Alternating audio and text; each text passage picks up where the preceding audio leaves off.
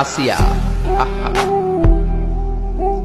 আল্লাহর সামনে একবার মাথা নত করেছে, পৃথিবীর কোন শক্তির সামনে মাথা নত করে নাই।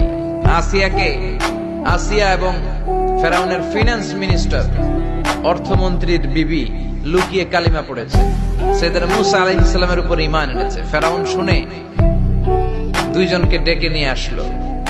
অর্থমন্ত্রীর বউয়ের সাথে দুধের বাচ্চা, বলল দুইজন নাকি ঈমান এনেছো লুকিয়ে লুকিয়ে, এক আল্লাহরে ছাড়ো, আমি ফেরাউনরে সেজদা দাও। এরা বলল জীবন যাবে কিন্তু ঈমান যাবে না, জীবন দিব কিন্তু ঈমান দিব। প্রথমে ধরলো অর্থমন্ত্রীর বউকে, তাড়াতাড়ি আমার পায়ে সেজদায় লুটিয়ে পড়ো। সে বলে না, জীবন যাবে ঈমান যাবে না। বলল তাই নাকি, দেখি তোমার ঈমানের কত পাওয়ার। জল্লাদরে বলল কড়াইয়ের ভেতরে আগুন গরম করো, তৈল গরম করো, দুধের বাচ্চাটারে টেনে নিয়ে তেলের মধ্যে ছেড়ে দাও। কল্পনা করতে পারেন?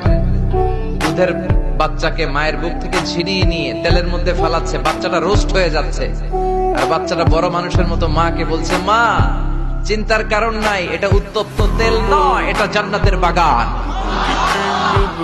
ভয় নাই মা, তুমি চলে আসো, তুমিও লাফিয়ে পড়ো, শাহাদাতের পেয়ালা থেকে মিষ্টি সুধা পান করো। মহিলার ঈমান আরো বেড়ে গেল।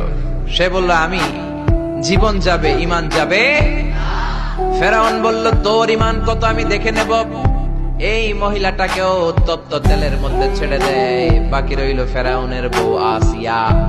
আসিয়ারে ফেরাউন বলল, আসিয়া এক আল্লাহর ইবাদত ছাড়ো, আমারে সেজদা দাও। আসিয়ারও এক কথা, জীবন দিব ঈমান দিব।